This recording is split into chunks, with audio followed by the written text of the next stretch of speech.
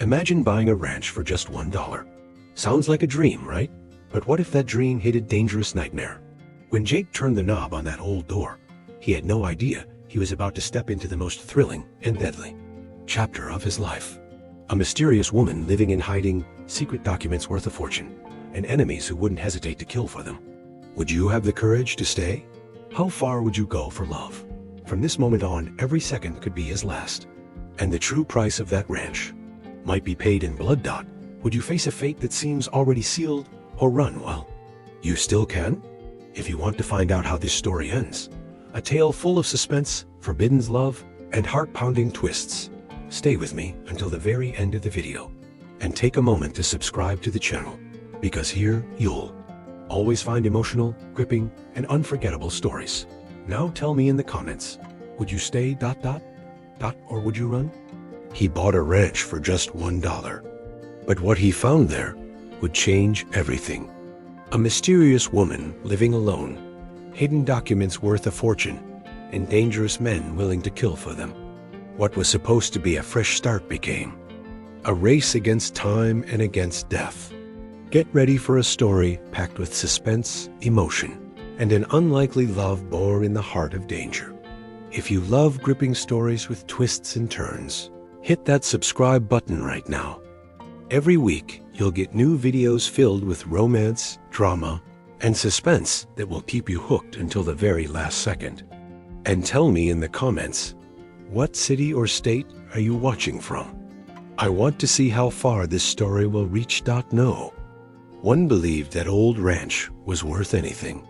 Abandoned for years, with weeds swallowing the fences and a sagging roof that looked like a secret trying to stay hidden. It seemed like the setting of a sad, forgotten movie.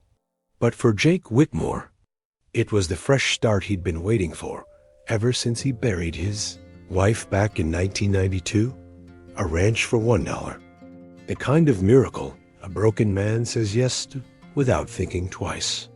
What he didn't know was that this miracle already had a resident, and when he turned the handle on the front door, he wasn't stepping into a home, but into a story, ready to explode. The dry Montana heat made sweat roll down Jake's neck as he pushed open the door, its creak sounding more like a warning than a welcome. The silence inside was thick, stifling, as if the walls still held the echoes of long-forgotten breaths. The air carried the scent of old wood, dust, and something sweet and unfamiliar. He stepped inside slowly, eyes adjusting to the dim light. That's when he heard it, a soft footstep from the upstairs floor, then another, and another, like someone trying to move quietly, trying not to be noticed. Jake froze. The house was supposed to be empty. B.O. Hargrove, the town realtor, swore that no one had set foot there since the 1980s. But those footsteps upstairs, they were real, very real. Holding his breath, Jake grabbed the crowbar he'd brought from the truck and crept toward the staircase. The railing groaned under his grip. His heart pounded in rhythm with the creak of each step. At the top of the stairs, he saw the last thing he expected, a woman standing at the end of the hallway, staring straight at him. She wore a plain, worn cotton dress. Her brown hair hung loosely over her shoulders, and her eyes locked onto his didn't show fear. There was weariness, strength, and a kind of quiet acceptance. "You're the new owner, aren't you?" she asked, like she'd been waiting for this moment for a long time. Jake nodded, confused, unable to look away from the delicate way she held a book against her chest, as if it were a shield. "I'm the one who's been taking care of this place," she added. Before Jake could respond, she turned and walked slowly down the hall, leaving the bedroom door slightly ajar. There was something about the way she moved steady, but as if she carried old wounds she didn't want anyone to see. He followed. The room was simple. A narrow bed, carefully folded, linens, and a window that looked out onto the open fields. "My name's Sadie," she said without turning around. "I didn't steal anything. I just stayed. Because this place? was all I had left. Her voice was steady, but behind every word was a quiet sorrow. Jake felt a storm of emotions rise. Inside him, anger, curiosity, and fascination.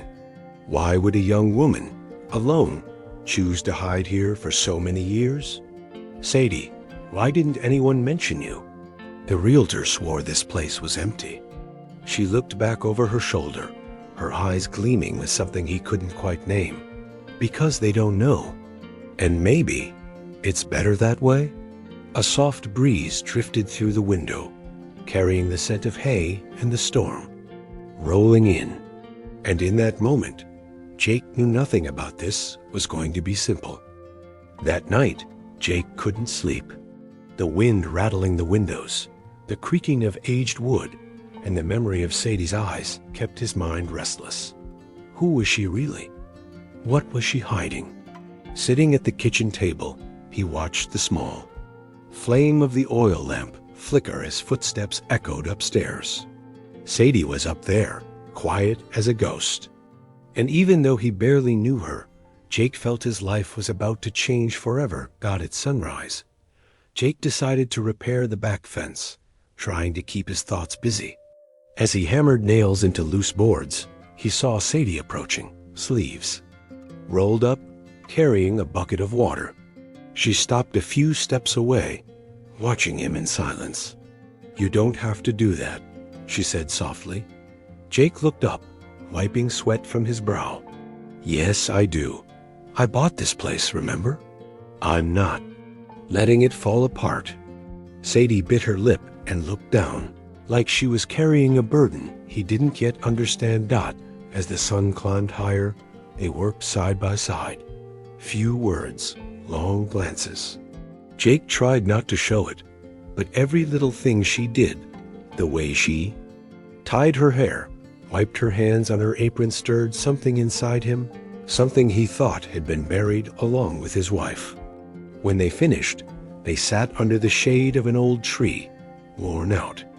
"This ranch has history, Jake," Sadie said, staring off at the horizon. "History nobody wants to remember." He looked at her, waiting for more, but she simply stood up and walked back into the house, leaving a heavy silence behind. Later that day, while gathering firewood behind the barn, Jake spotted fresh footprints in the dirt ones that didn't belong to them. Heavy boot prints. He followed them to the back gate, which was slightly open. His heart raced. Had someone been here last night? He ran back to the house, breathless, and found Sadie at the table, holding an envelope. When she saw him, she quickly hid it. "Did you see someone here?" he asked.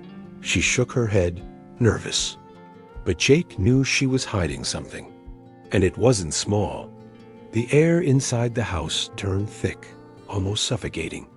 Jake tried to talk over dinner, but Sadie avoided his eyes, pushing food around her plate. Finally, he couldn't take it anymore. "Sadie, I need to know. Who was here last night? Those tracks, someone's watching us, aren't they?" She dropped her fork with a clang, hands shaking. "Those tracks aren't from last night," she said, locking eyes with him. "They've never really left. They're just waiting for the right moment." Jake felt a chill crawl up his spine. "They who?" he whispered, dreading the answer. Sadie stood, walked to the fireplace, and with trembling hands, pulled out a wooden box hidden in the bricks. She opened it carefully and pulled out yellowed papers, hand-drawn maps, and a small, faded photograph.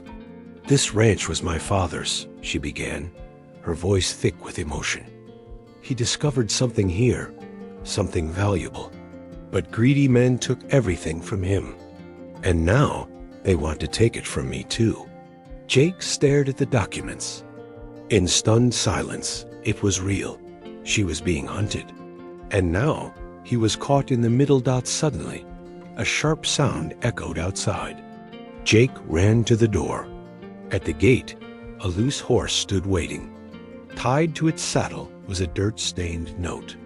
Jake unfolded it and read the words scrawled in charcoal. "You bought trouble. The $1 ranch now came with a price, and it might be paid in blood. The silence that followed the note felt more threatening than the message itself. Jake stood on the porch, staring at the loose horse grazing peacefully, as if nothing had happened. Sadie appeared behind him, eyes locked on the crumpled paper, still in his hand. "They know you're here now," she said, her voice rough, like she was swallowing an old fear. Jake didn't answer. The words on that note echoed in his mind like distant thunder. He wasn't just a land buyer anymore. He was a target, and he had no idea how deep this was going to go. That night, as the house fell into darkness, Jake locked every door and window. He wedged a wooden beam against the front door and sat at the kitchen table, his grandfather's shotgun in his hands. Sadie moved quietly through the house. Lighting candles like this kind of tension was nothing new to her. Jake watched her, trying to understand who this woman really was, someone who had fought shadows for years and still kept her eyes steady. "Do they usually come at night?" he asked. Sadie hesitated for a second, then said softly, "They come when they think no one's watching." The hours dragged on. Candlelight flickered across the walls, casting restless shadows. Sadie sat across from Jake, eyes tired, hands wrapped around a mug of warm tea. "Why'd you stay, Jake?" she asked suddenly. "After you saw me here. You could have left." He exhaled slowly, staring into his own mug. "I don't know. Maybe because you've been fighting alone for too long." She looked down, a faint smile on her lips. "Or maybe you felt like you didn't come here by accident." The tension between them was thick, something between suspicion and something deeper. Outside, a branch snapped. Jake jumped too, his feet shotgun ready. Sadie blew out the candles quickly. Together, they crept toward the window. Outside, only darkness. But something moved, shadows shifting near the barn. Jake gripped the shotgun tighter. Sadie pressed close to him, her breath quick, heart pounding. "They're out there," she whispered. "And if they've come this far, they won't stop." Jake looked at her, and for a moment, he felt something stronger than fear. A mix of protection, anger, and a fierce desire to fight for her. They stepped back inside, tension wrapping around them like a heavy blanket. Jake locked the door again, leaned against the wall, and ran a hand over his face, exhausted. Sadie moved closer, eyes fixed on his. "You really could have walked away," she said again. "But you didn't." Jake raised his eyes to hers. "Because when I looked into your eyes in that hallway, I knew. You're not an intruder. You're the real owner of this place." Sadie drew in a sharp breath, and in that moment, something shifted between them. She stepped closer, hesitant, and gently touched his hand. Jake took it carefully, like holding something precious and fragile. Without saying a word, she pulled him closer, their faces inches apart, eyes locked. "Jake," she whispered, but he didn't let her finish. He kissed her under the soft glow of candlelight with the intensity of a man who hadn't felt anything real in years. It was a kiss full of tension, urgency, as if time were running out. Because deep down, they both knew. The danger was only just beginning. And outside, at the edge of the field, two horses stood motionless, their riders still in the darkness. They had found what they were looking for, and now they were simply waiting for the right moment to strike. The morning broke under a sky heavy with low-hanging clouds, as if even the weather knew what was coming. Jake woke with a weight on his chest that had nothing to do with a restless night. It was the certainty that this day would not end in peace. Sadie was already up, stuffing supplies into a small bag. "I have to leave," she said bluntly. Jake shot to his feet, his body still aching from the day before. "You're not running off alone again," he replied, voice steady.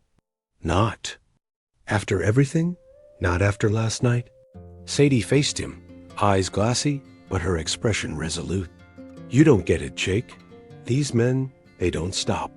No matter how hard we fight, they always come back. And I won't let you get hurt because of me. Jake stepped closer, gripping her shoulders. Sadie, no one has the right to take your life, your home, your future. They stole everything from you once. They're not doing it again. Not while I'm here. She opened her mouth to protest, but his eyes silenced her. There was a promise there unspoken, but undeniable. The sound of horses' hooves shattered the air. Sadie ran to the window and pulled back the curtain cautiously. Jake was right behind her. 3 men rode up the dirt road. Their pace wasn't rushed, it was confident. The kind of confidence that comes from knowing exactly what you came to take. Sadie recognized the lead rider instantly. That's Travis Blake, she whispered, her voice tight. Right hand of Raymond Keller. Jake's brow furrowed. The mine owner? Sadie nodded. The man who killed my father and took everything we had. Jake clenched his fists. Then today, he learns you're not alone anymore. The hooves stopped at the gate. Jake stepped onto the porch, shotgun slung over his shoulder, posture unshakable. Travis dismounted with a crooked grin, the kind a man wears when he thinks he's already won. You must be the new owner, he said, walking up to the gate. Jake didn't answer. Travis looked around, taking in the place. Nice ranch. Shame you got bad information. This land's spoken. 4. Jake kept his voice cool. It was sold. Deeds recorded. Travis chuckled. Sadie Miller has no claim here. She's a runaway. And you're making a mistake protecting her. Jake's blood boiled, but he didn't flinch. You robbed her father. Killed Lead. Forged everything. Now you want to erase the last piece of the truth. Travis stepped closer. We just want what's rightfully ours. Jake raised the shotgun slightly, not a threat, but a warning. Ben, you'll have to go through me. Silence spread like wildfire. Travis's men shifted uneasily in their saddles, hands inching toward their holsters. Jake held his ground. He wasn't afraid. He felt something else purpose. For the first time in years, he knew exactly what was worth fighting for. Inside the house, Sadie watched through the window, her heart pounding. Tears slipped quietly down her face. She knew what Jake was risking. This man, who had arrived as a stranger only days ago, was now the one standing between her and the abyss. Jake, she whispered, clutching the necklace her father had given her. In that moment, she realized she couldn't run anymore. Not from the men chasing her, and not from the feelings growing inside her for Jake. Because love born in the middle of a war is stronger than any fear. Outside, Travis gave one last warning. You've got until sunset to hand over the girl. And the papers. If not, we'll be back. And we won't be talking. Jake simply replied, I'll be waiting. As the men rode off, the sound of hooves fading into the wind, Jake looked back at the house and saw Sadie at the window. She was no longer just a woman on the run. She was the woman he would lay down his life for. The day dragged on, each minute heavy with the weight of eternity. Jake reinforced the windows, stacked furniture behind the doors, and loaded the shotgun with cartridges old enough to have history, but still strong enough to protect. Sadie helped him in silence, her eyes avoiding his, as if any glance might make her fall apart. The tension between them wasn't just fear anymore. It was unspoken desire, repressed feelings. They both knew time was running out, and there might not be another night after this one.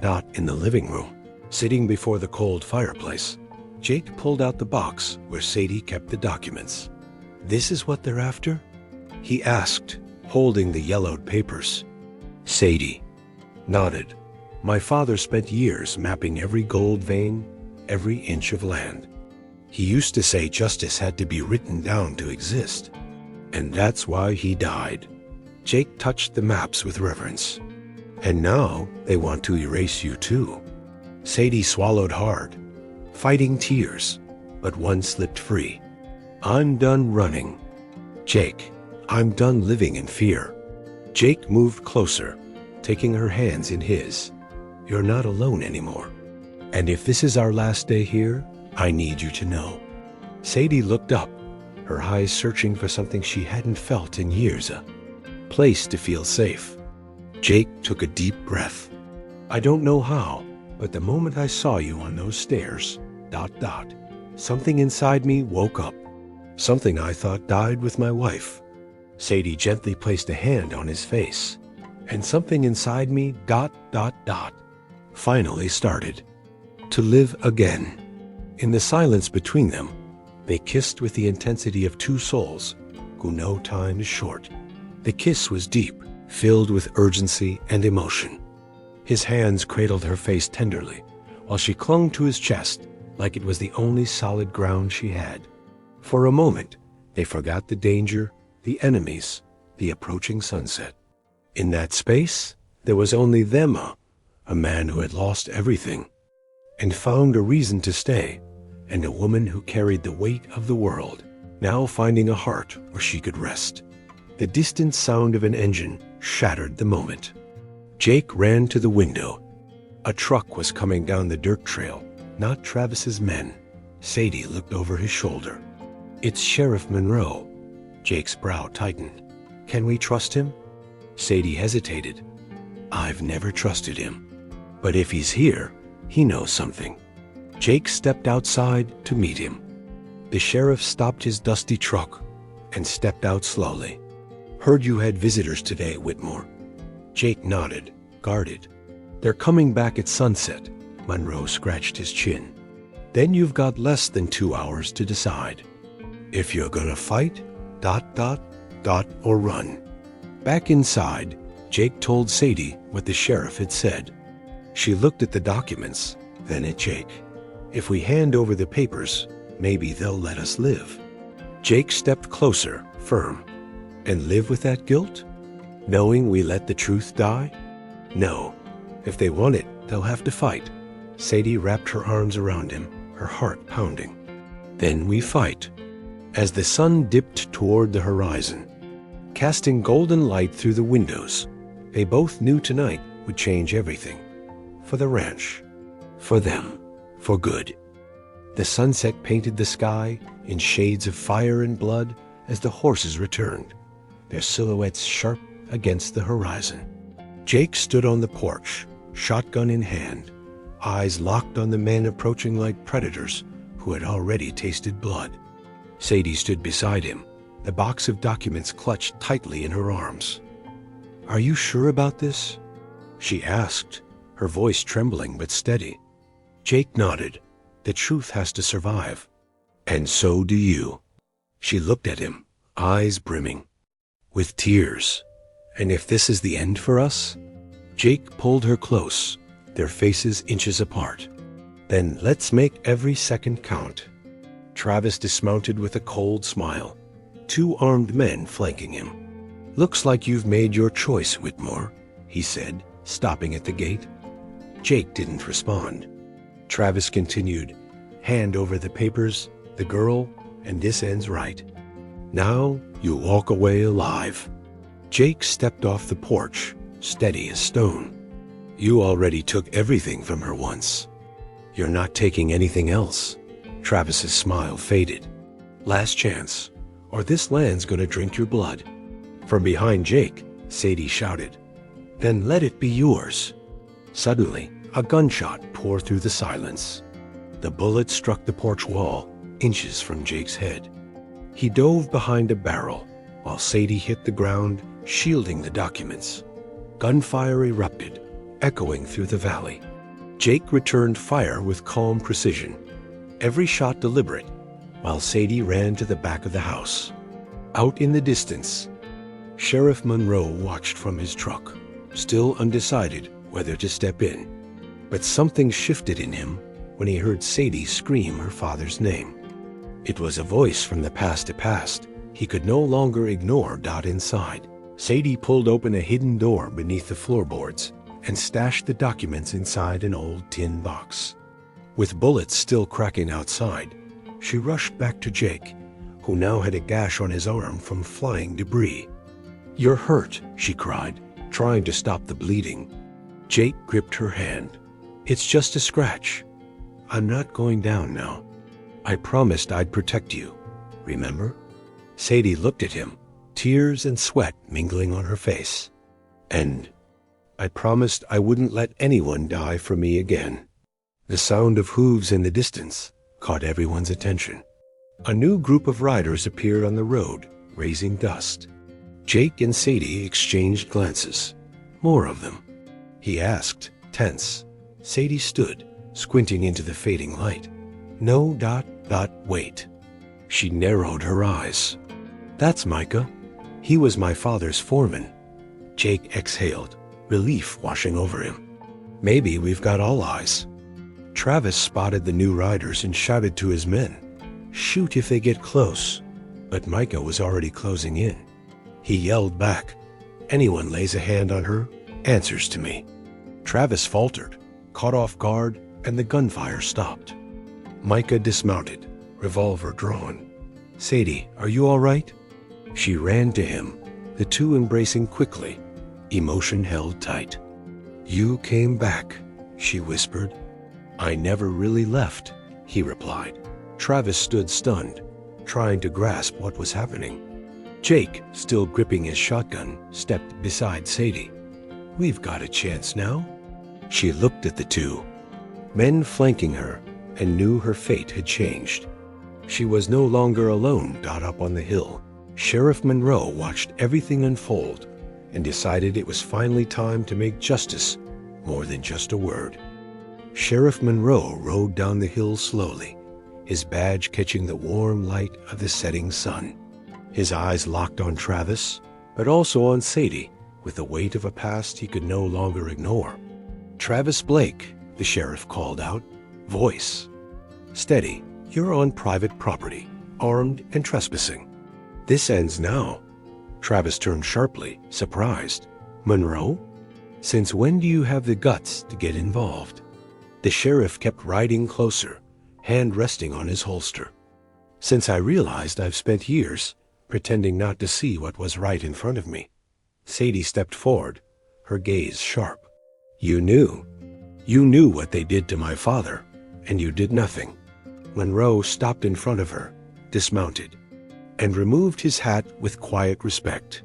"I did, and I'm ashamed, but I won't die owing that debt. I came here to make it right." Travis scoffed. "Two men with guns, one old sheriff and a carpenter? You really think you're gonna stop what we started?" At that moment, Micah's men raised their rifles from the ridge above, all aimed squarely at Travis and his thugs. Jake smiled. "We're not just two." A heavy silence fell only seconds long, but enough for Travis to realize the tide had turned. Still, he didn't back down. "Fine. You want heroics? I want the papers." Sadie hands them over, or this story ends right here. Sadie turned to Jake and Micah, then walked to the porch, her steps deliberate. "You want the documents?" she shouted, her voice shaking. Jake reached out to stop her, but she held up a hand. "No more running, no more hiding." Sadie went inside, grabbed the tin box from the fireplace, and when she returned, her eyes were wet but unflinching. "This is all that's left of my father." She held the box out to Travis, who stepped forward slowly, that familiar smug grin on his face. But before he could touch it, Sadie pulled a lit torch from behind her back and, with a swift motion, set the contents ablaze. Flames devoured the papers in seconds. "Now you've got nothing," she said. Travis froze, stunned, eyes locked on the burning box. "You crazy bitch. You destroyed everything." Sadie stood tall. "Better ashes than letting you win." Jake ran to her, wrapping her in his arms. "You were braver than all of us." Sheriff Monroe stepped forward, gun drawn. "Travis Blake, you're under arrest for trespassing, attempted murder, and conspiracy." But Travis didn't surrender. He pulled a gun and aimed it at Sadie. "If I can't have the papers, I'll take her to hell with me." Before he could fire, Jake lunged in front of her, pushing Sadie out of the way. The shot rang out, striking Jake in the shoulder. Sadie screamed. Micah and Monroe reacted instantly. 2 shots, and Travis collapsed, his gun slipping from his hand. Sadie dropped to her knees beside Jake, blood pouring from his shoulder. "You're gonna be okay, I swear." Jake tried to smile through the pain. "You burned the papers, ... Sadie cupped his face in her hands. "I'd rather lose everything than lose you." And in that moment, as dusk settled over Willow Creek, Sadie understood. Love isn't measured by land or gold or paper. It's measured by what you're willing to sacrifice.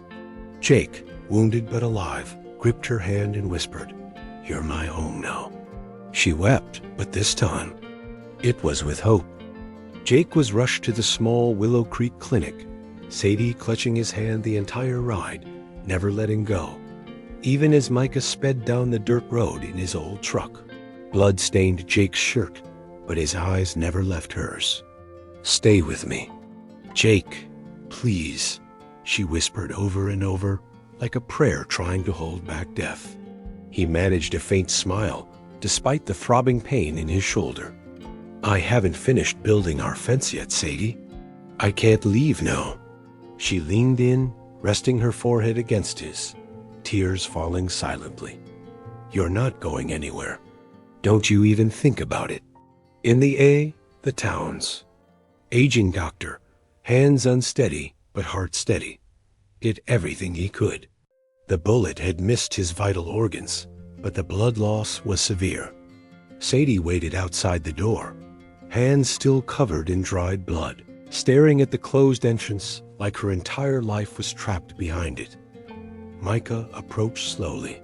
"He's gonna pull through, Sadie. That man's made of stone." She took a shaky breath, trying to hold herself together. "He almost died because of me." Micah rested a hand on her shoulder. "No, he did it because he loves you. Because for the first time in a long time, he found something worth fighting for. Ours." Later, Jake opened his eyes weak, but alive. Sadie was right there, holding his hand, watching his every move. "You came back to me," she said, her voice breaking. Jake smiled. "I'm not the kind of man who leaves easy." She leaned in and kissed his forehead, then his lips softly, full of love and gratitude. "You saved my life.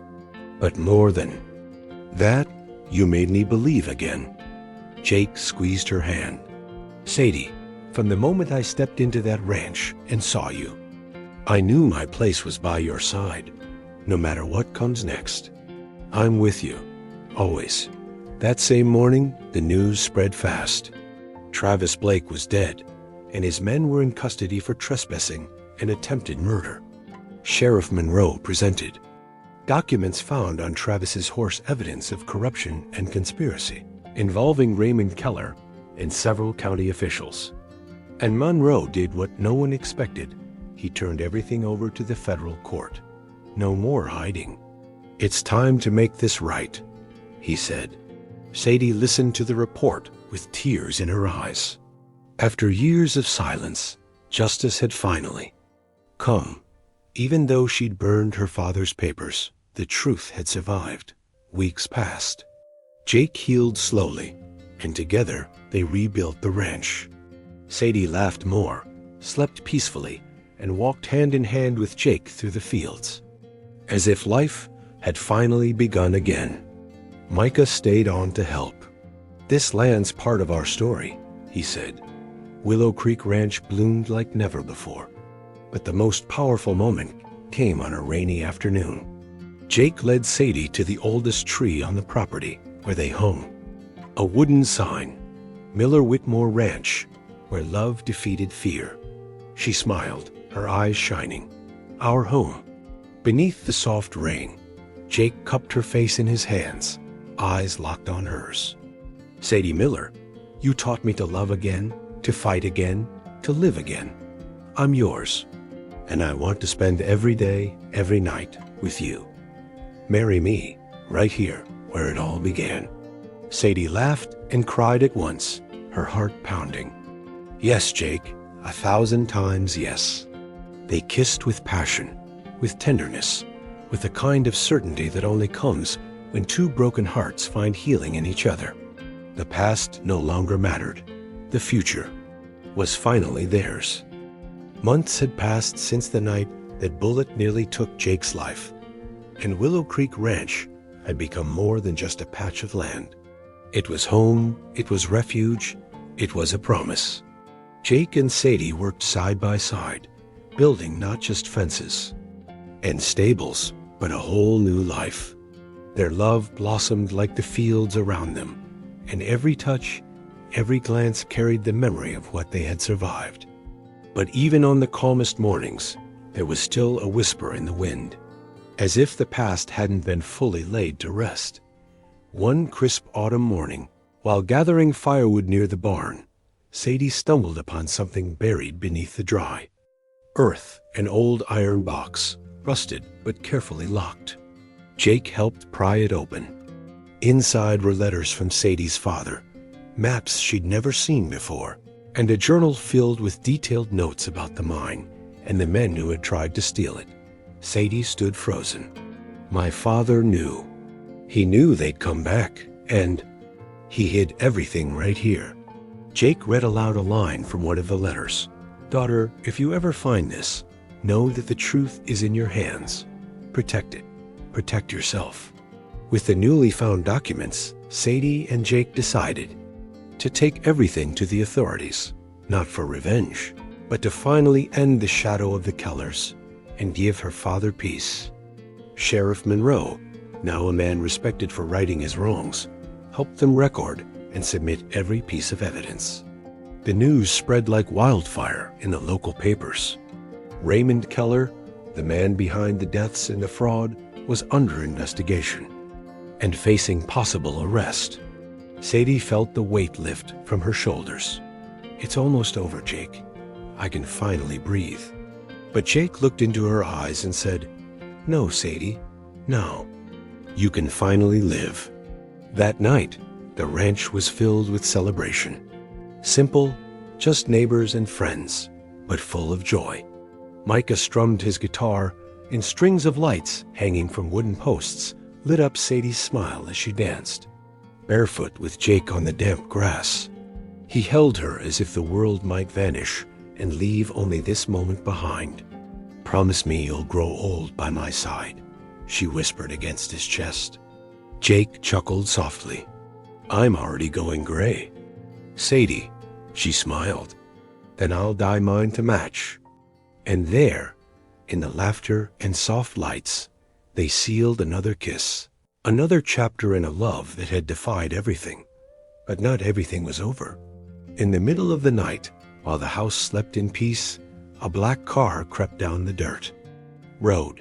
A man in a dark suit stepped out, watching the ranch from a distance. He spoke into a phone. "She has the documents. She's going to testify against Keller. We need to act." The call ended. He climbed back into the car and vanished into the darkness. Inside the house, Jake held Sadie close in his sleep, unaware that a new threat was drawing near, quieter, colder, and that this love would have to fight once more. To survive, the peace they'd found was only the calm before another storm. But now, Jake and Sadie were ready, because true love doesn't break, doesn't fade. It stands its ground, no matter what. Dawn broke gray and silent, but Sadie felt something strange in the air, like the peace that blanketed the ranch was about to break. Jake sensed it too. The cattle were restless, the horses uneasy in the stables. "Something's not right," he muttered, checking the front gate. That's when he saw them fresh tire tracks in the dirt road, wider than anything from around these parts. Sadie stepped out of the house, holding an envelope. Jake, this was pinned to the fence. He opened it. Inside was a single sheet of paper with cold, impersonal letters. Silence costs less than the truth. Think about it. Fear tried to crawl back in, but Sadie stood tall. They won't silence me, Jake. Not now. Jake nodded, eyes locked on hers. Then we see this through. Together. They gathered the new documents, placed them in a folder, and drove to town with Sheriff Monroe. When they reached the courthouse, they found it swarming with security. It was the preliminary hearing for Raymond Keller. And in that hostile atmosphere, Sadie would have to face the man who destroyed her family, armed with the truth, and with Jake by her side. Inside the courtroom, Sadie was called to testify. She walked to the stand with her head high, each step heavy with meaning. Across the room, Keller sat with cold, menacing eyes. "You may begin, Miss Miller," the judge sighed. With a steady voice, Sadie recounted it all. Her father's death, the forged land deeds, the relentless pursuit, the attack on Jake, the burning of the first set of documents, and the hidden journal that revealed everything. "My father died trying to protect the truth. I almost died running from it. But today, Today, the truth sets this land free." When she handed the documents to the judge, Keller stood and shouted, "This is all lies. She's a fraud." Jake rose too, his voice blazing. "She's more honest than any man who's ever stood in this courtroom." The judge banged his gavel, calling for order. The prosecutor reviewed the evidence. "Your Honor, the documents are authentic. There are detailed maps, original signatures, and clear proof of illegal payments. We recommend immediate custody." Keller tried to bolt, but was restrained by guards. As he was led out in handcuffs, he glared at Sadie and sneered, "You'll never be safe?" She met his gaze and replied, "I'm safe in the arms of the man who loves me. And that's something you'll never understand." Weeks later, back at the ranch, Jake and Sadie sat beneath the same old tree where he'd once asked her to marry him. Now, hand in hand with light hearts, they prepared for the wedding right there, surrounded by neighbors, friends, and Micah as witness. Sadie wore a simple dress, but her eyes sparkled like never before.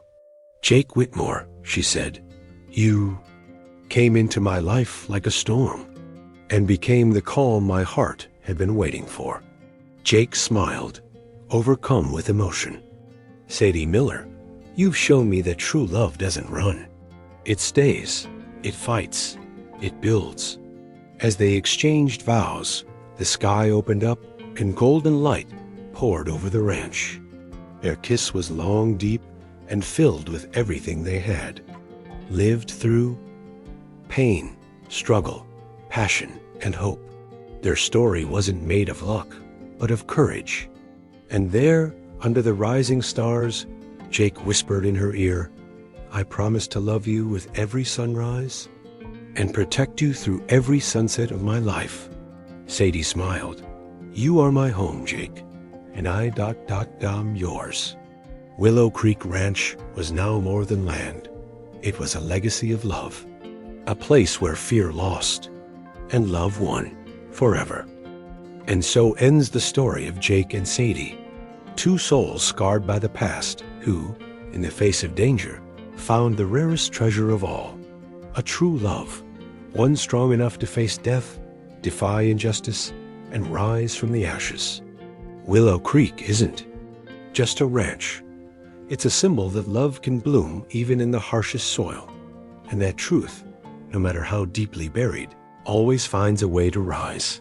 If this story touched your heart, if you felt every twist, every moment, and walked every step alongside these characters, then I invite you now to subscribe to this channel.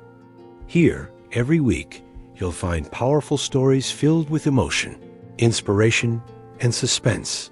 Stories that will make you feel, hope, and believe in the strength of love. And tell me in the comments, what would you have done in Jake's place? Would you have run or fought for the one you love? And more than that, what was the most emotional moment of this story for you? I'd truly love to know. And don't forget to hit that like button. It helps me bring more stories like this to you. Share this video with someone who still believes that love is stronger than fear. Until the next story. And remember, sometimes the greatest love begins when everything seems lost.